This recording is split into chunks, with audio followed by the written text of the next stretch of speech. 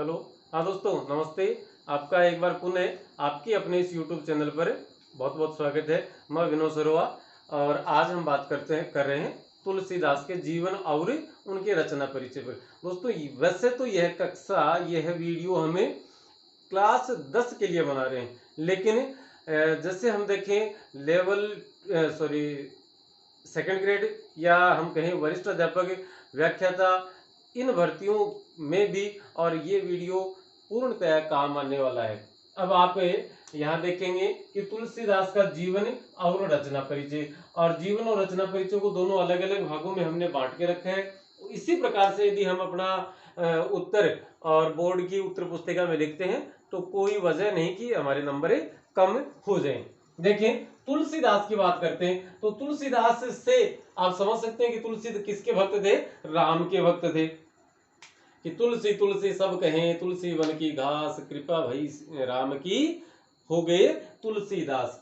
देखें, इनका जन्म है वो 1532 ईस्वी में हुआ माना जाता है, जिसे यदि 1532 ईस्वी में और हम 57 वर्ष और जोड़ दें या ऐड कर दें तो 1589 विक्रम संवत हमें प्राप्त होती है। इनकी मृत्यु 1623 ईस्वी में और 1680 विक्रम संवत में हुई मानी जाती है, जो कि काशी में इनकी मृत्यु मानी जाती है।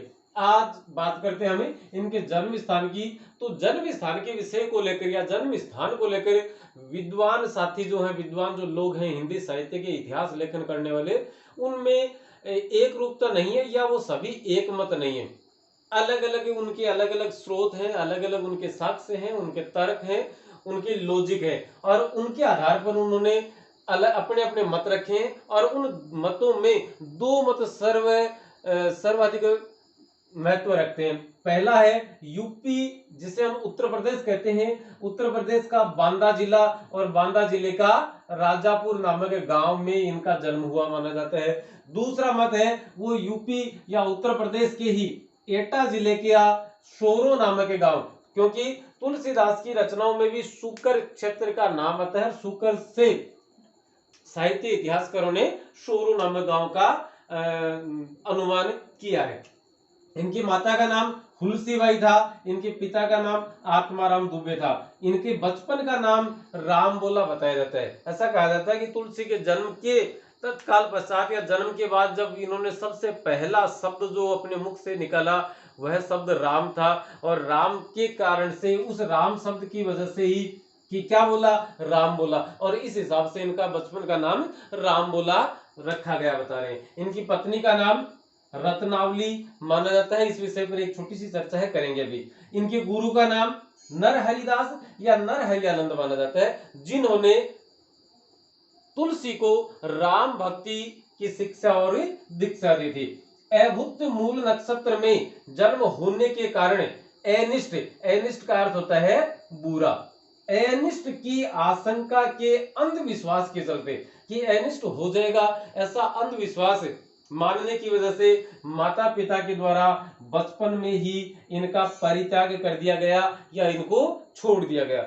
अब एक बात आती है कि जब घर से निकाल दिया गया, छोड़ दिया गया, तो इनको और गुरु नरहरिदास या नरहरियानंद मिलते हैं। उनकी ये कहें कि छत्र छाया में अपना जीवन यापन करते हैं। और या तो गुरु नरहरिदास ने इनका विवाह रत्नावली से करवाया होगा, शायद यही हो सकता है, और तो देशबंधु पाठक की बेटी बताते हैं, और रत्नावली से इनका विवाह हुआ। वजह जो भी रही, लेकिन बताते हैं रत्नावली से विवाह हुआ।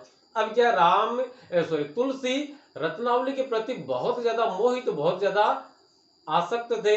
एक दिन चुटकी लेते हुए और रत्नावली ने कहा कि आप जितना मोह मुझसे करते हैं उतना ही ध्यान यदि राम में लगाया होता तो बेड़ा पार हो गया होता।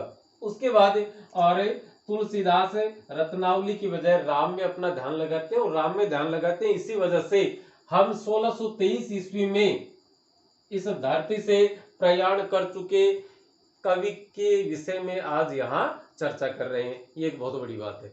अब देखते हैं इनके रचना परिचय के विषय में कि इन्होंने कौन कौन सी रचना लिखी, रचनाओं की मुख्य भाषा शैली या जो मुख्य विषय थे वो क्या थे, रचनाओं के नाम क्या थे, किसे और टारगेट या किसे लक्षित करते हुए लक्ष्य बनाकर इन्होंने अपनी रचनाएं लिखी।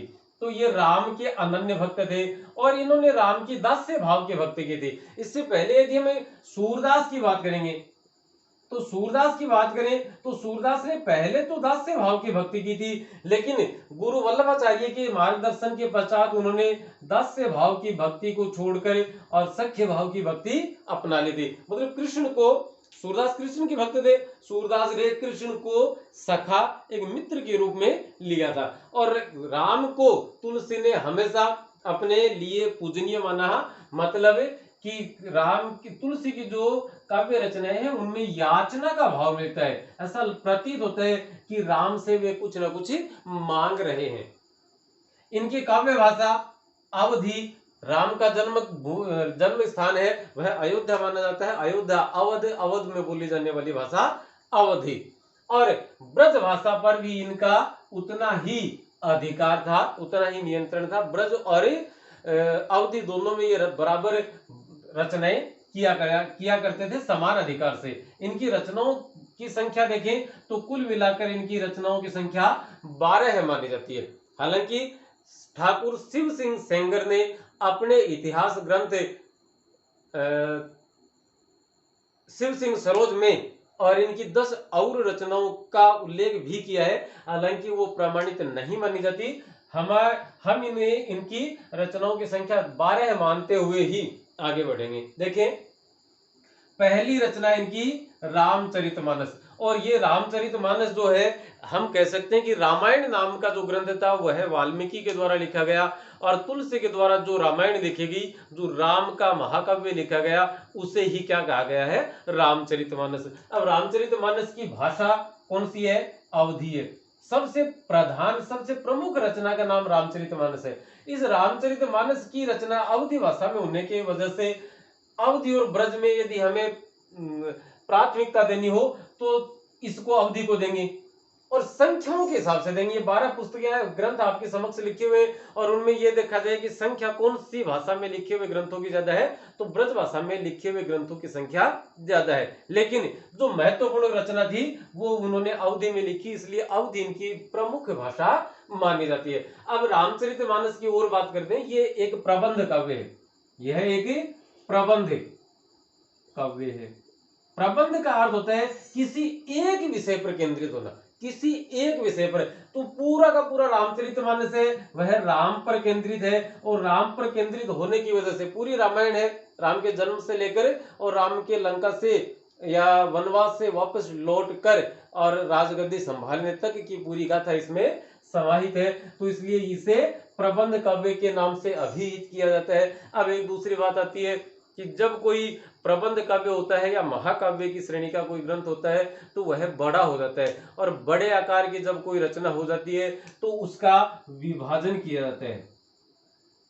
क्या किया जाता है, विभाजन। अब कुछ लोग तो जैसे सर्ग बांट देते हैं, कुछ लोग तरंग बना देते हैं, या कुछ लोग अध्याय बना देते हैं। ये कवि या लेखक पर निर्भर है कि वह अपनी इसको वह अपने और काव्य का विभाजन, अपने ग्रंथ का विभाजन किस आधार पर करे, क्या नाम दे।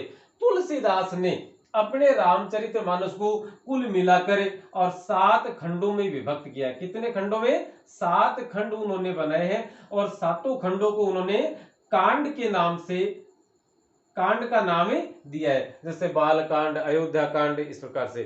ठीक है, आगे बढ़ते हैं।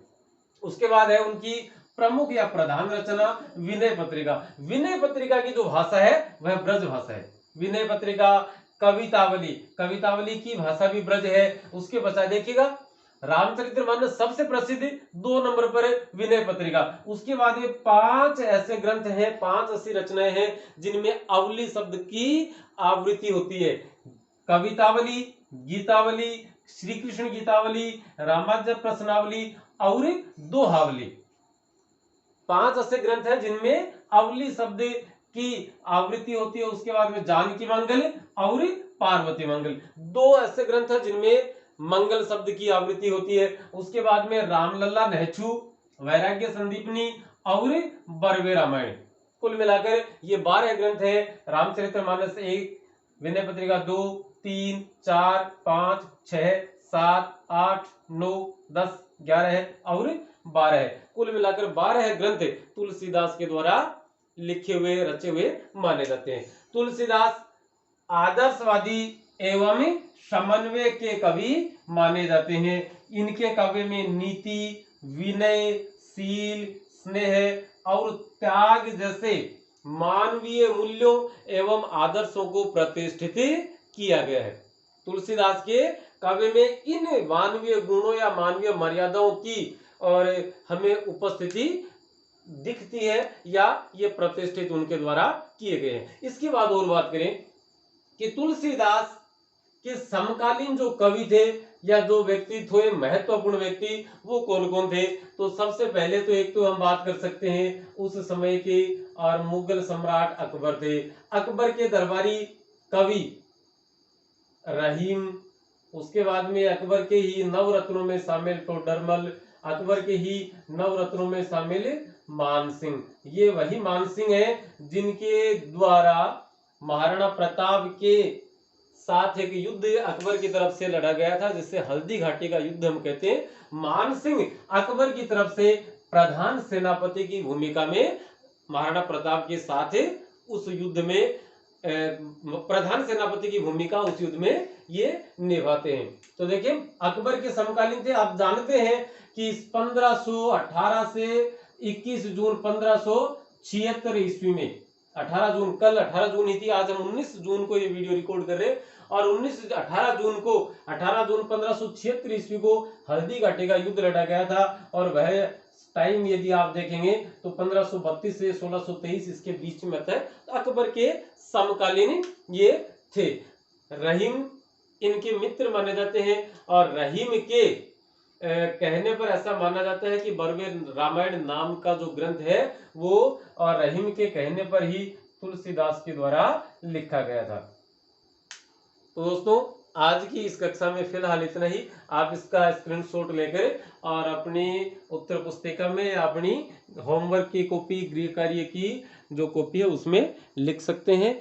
अगला वीडियो हम लेकर आए, तब तक के लिए धन्यवाद, नमस्ते, शुक्रिया।